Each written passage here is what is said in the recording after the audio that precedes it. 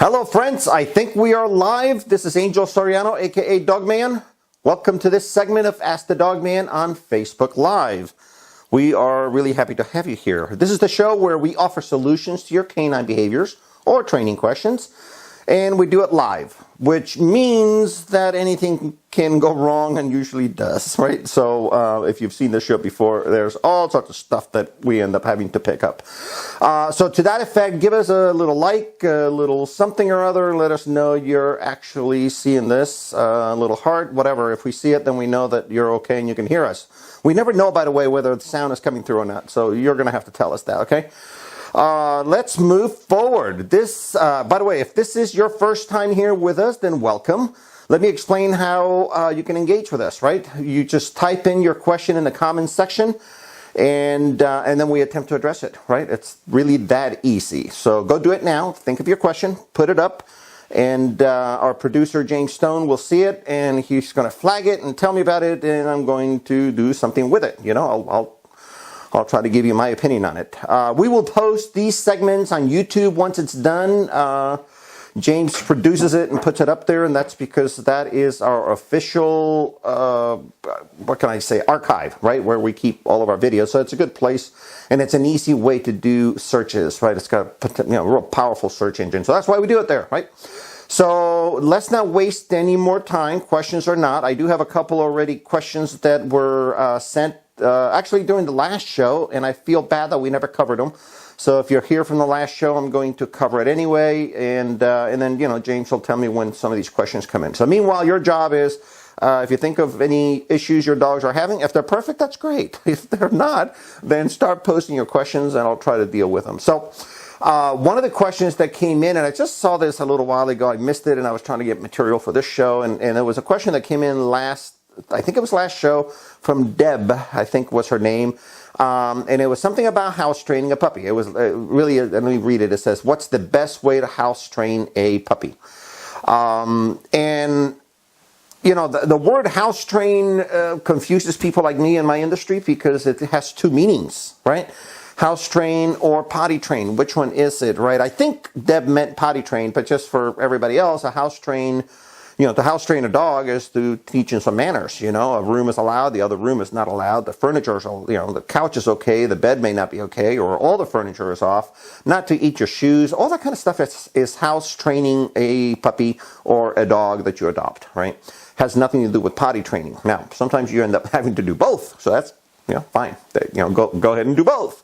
As far as potty training is concerned, a few things I want to say. One is, really, potty training comes down to 3 lessons, and dogs are wired pretty simplistically, okay? And there's 3 lessons involved in training a dog to not potty in the house, right? And one of them is to go outside. The second lesson is to not go inside. Interesting, they're separate. The fact that a dog learns to go poop outside, he just learned how to poop, okay? It doesn't mean that he knows how to go outside only. He probably goes anytime he wants to. So there's 2 distinct lessons. Go outside. The other lesson is do not go inside.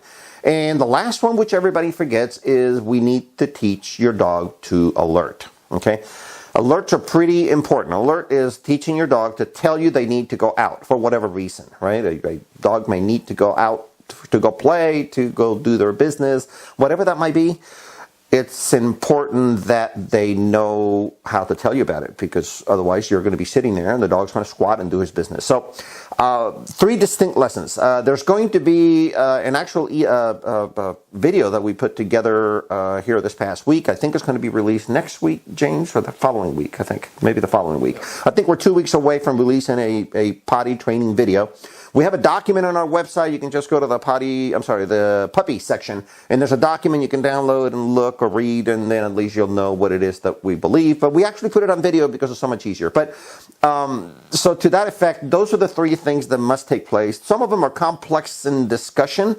However, they're very doable. Okay, the alert is the first thing. I like bells. People like barking.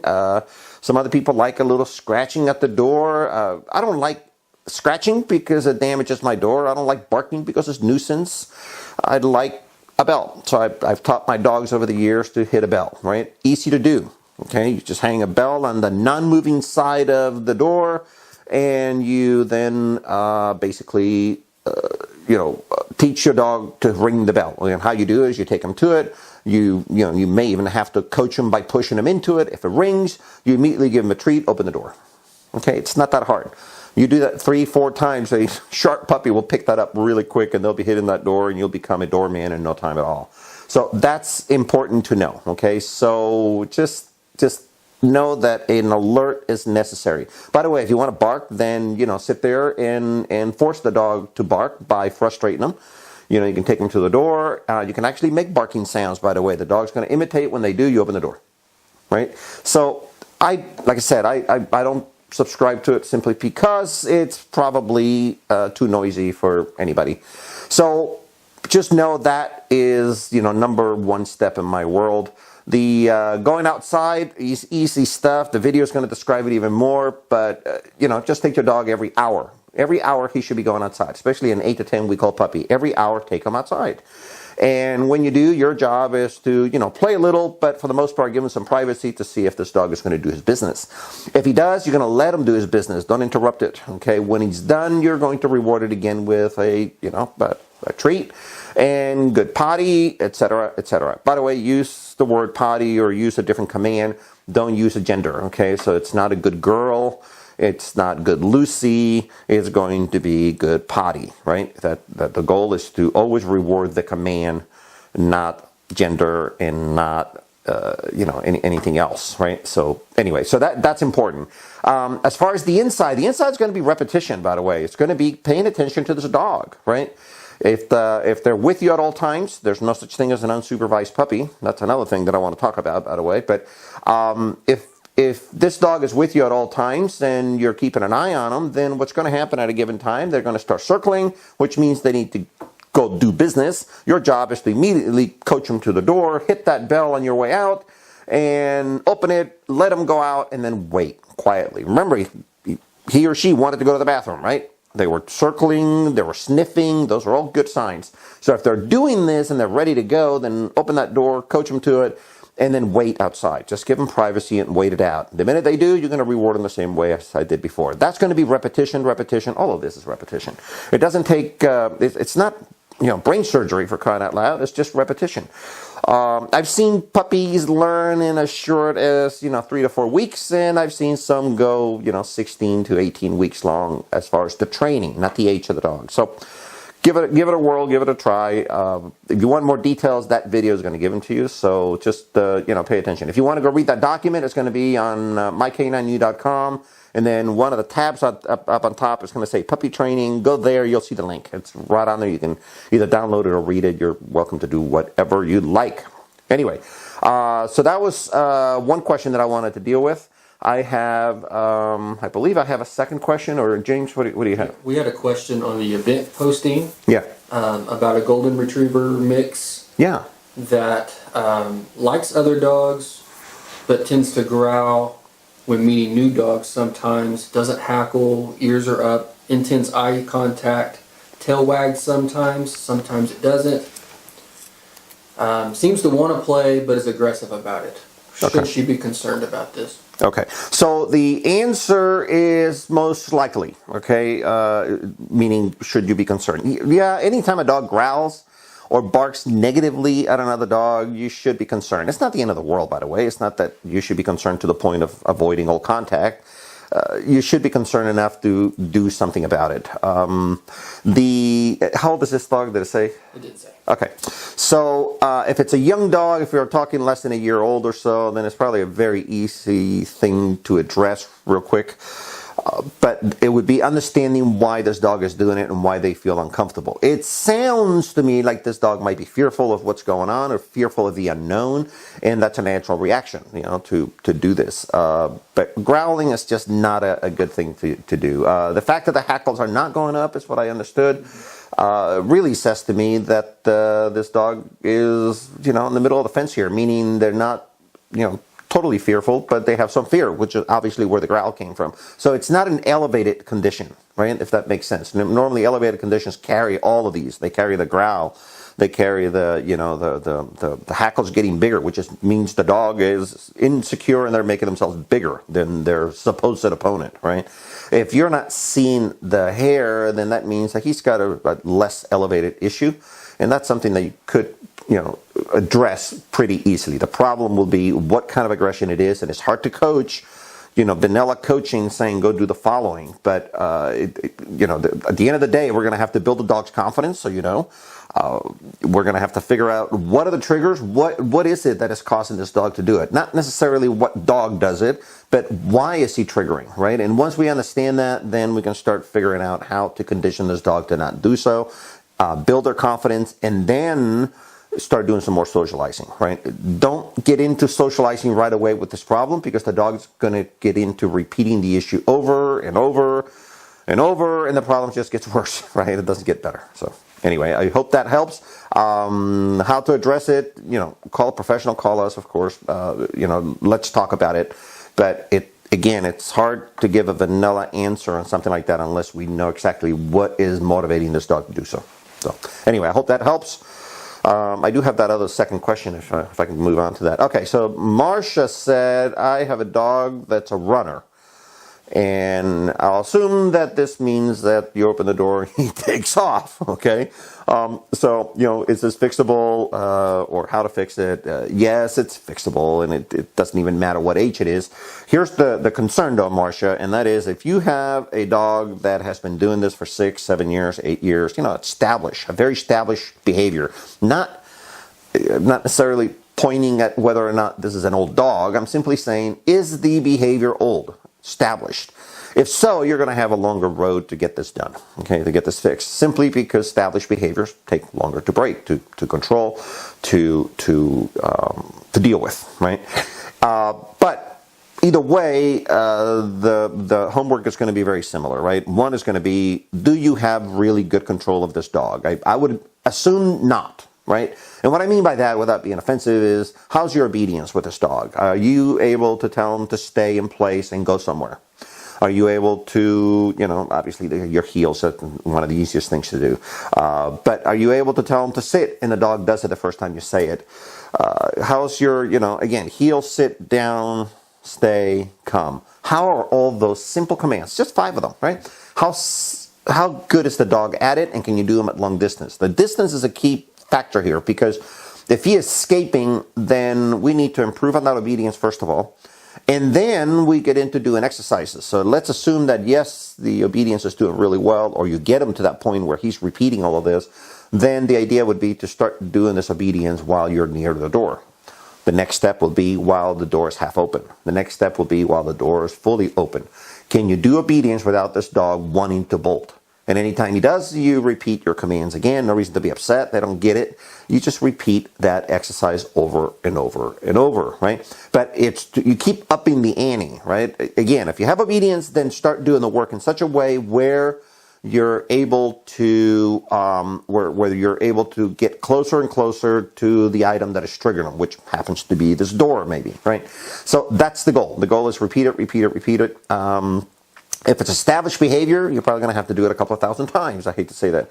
If the dog is young and it's not established behavior, then, it's probably less than that. You probably got to repeat that exercise a little less. But you have to start with really, really good obedience. So start there, get on top of it. The idea is whenever you tell this dog to do something, he needs to listen, right? That's the bottom line. You can't have a dog that is not. So anyway, hopefully that helps, Marcia. Let's move on. I have Angela.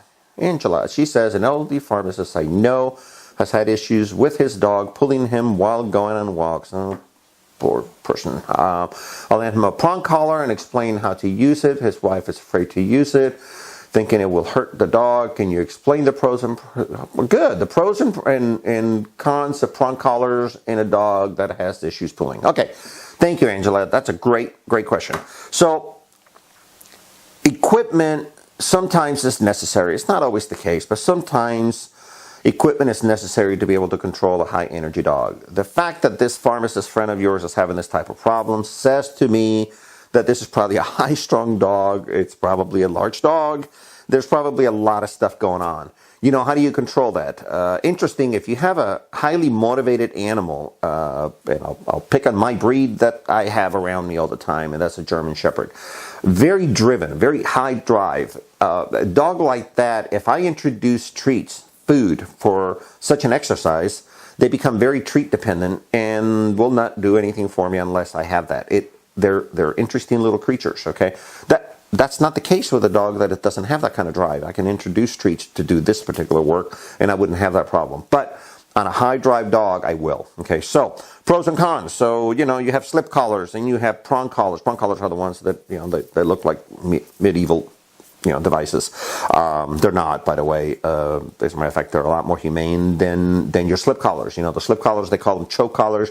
It's almost like a punch in the neck sometimes when you do a hard correction on those. If you have to do a soft correction on them, a soft setting on them, no big deal. If you have to do a hard correction, then it's a little different. But anyway, there's nothing wrong with prong collars. If your dog is high energy, get them on it. It's not going to hurt the thing. If you're worried about how to use it, Dr. Angela, she seems to know how to use it. I know that.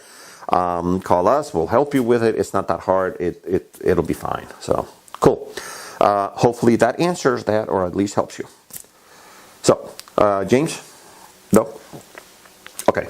So let's move on. I have another one. Let me see. What is it? A very bland question. I don't even know who it came from. It says, so why should you train your dog? Interesting question. Why would we not, would you not send your kids to school? Like I hate to be facetious or condescending, but look, at the end of the day, a dog is a member of your family. If you treat them right, they're going to live with you. They're going to be in your house. Some dogs live outside. I understand that. Mine don't, and I won't judge anybody that doesn't do it my way. But at the end of the day, they're part of your pack. And the only way to have a pack member that actually behaves and does what you want them to do is for them to understand what the rules of the pond are, right? So when you speak, do they listen? I'm not looking for a militant, although I like my German Shepherd listening to me the way she does. But I am listening. I am looking for a dog that will listen to what I have to say and will be part of my pack. And they're not going to get in trouble. They're not going to drag somebody around like your pharmacist friend.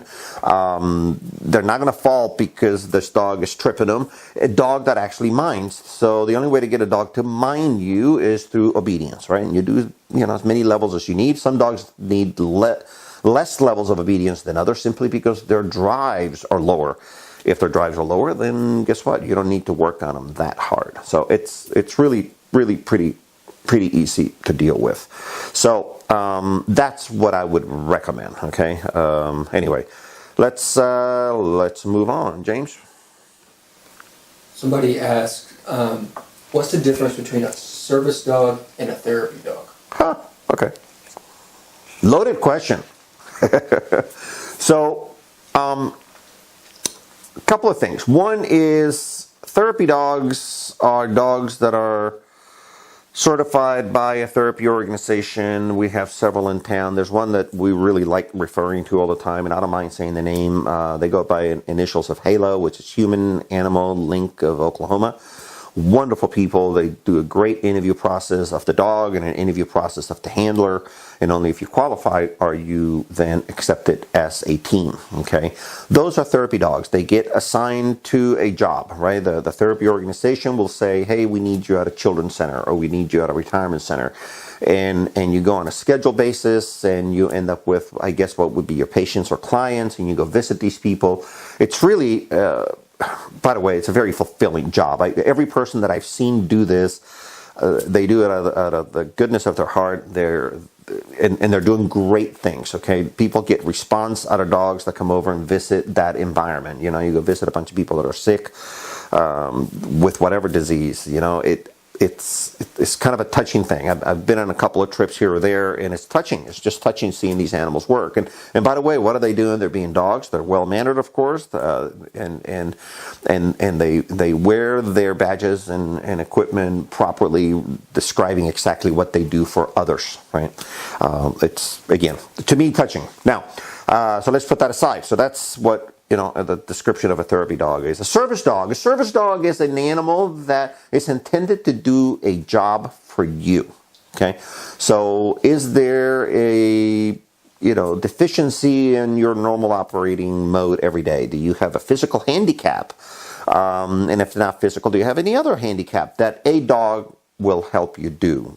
If you go back in time, really the only one that we knew about some 25 years ago was your eye-seeing dog, which was visually impaired people would have an animal. Phenomenal animals, by the way. Yes, that visually impaired dog or a visually impaired assistance dog is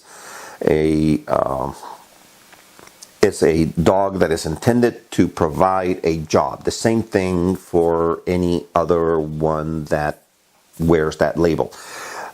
I'm going to say a little bit more about it, and that is that it gets misused quite a bit, and that is that the ADA, which is the Americans for Disabilities Act or something to that extent, it's a federal agency, that's not regulated well. All they do is they state what it is, right? They say this is what a service dog should be, and it's what I said before. So it's an animal that's going to provide a service to their owner. However, they don't regulate it any more than that, and I'm not sure that they should. Okay, that's kind of a catch-all. I worry about the federal government regulating anything, so I really would not want them regulating this. But it does need more than what we have today, and that they leave us so blend that it opens up the door to a lot of internet companies to just print stuff on a piece of plastic and mailing it to people for 30 and 40 bucks. And now you have some pretty uncool people walking around with some hazards type of dogs, dangerous animals sometimes. I've seen these supposed service dogs bark and growl and assault other dogs and people.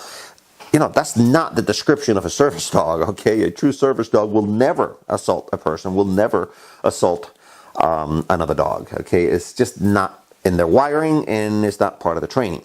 So anyway, it's because of the unregulated part of it, and I'm going very long-winded on this because I have some issues with the whole process. Because of the unregulated sector out there, then it opens up the door to a lot of companies that are just doing some things that are pretty unethical. That's what it comes down to. So anyway, that's the description. Hopefully that answers the question, at least on the differences. Okay, I got a lot more to say on the subject, but I'm going to cut it short because it'll become a rant at that point.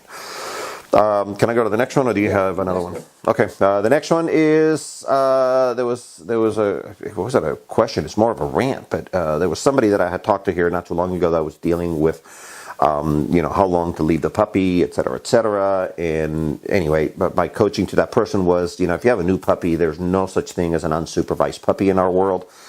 If you have a puppy, for the first 8 to 10 weeks, that puppy needs to be with you. Now, that's hard because you got to go to work, right? So I'll explain how to manage that. But at the end of the day, there's no such thing as an unsupervised puppy. You would not leave your 6-month-old, son or daughter in the house while you go to the store, right? This is the same thing. They're just going to get in trouble. Although your 6-month is probably going to get in less trouble, but certainly a dog will, right? So, by the way, there was something in the news here mid-December, this past year, of a veterinarian that pulled 21 pacifiers out of a puppy's tummy. 21 pacifiers. Do you think that dog was unsupervised at any given time? Not to be,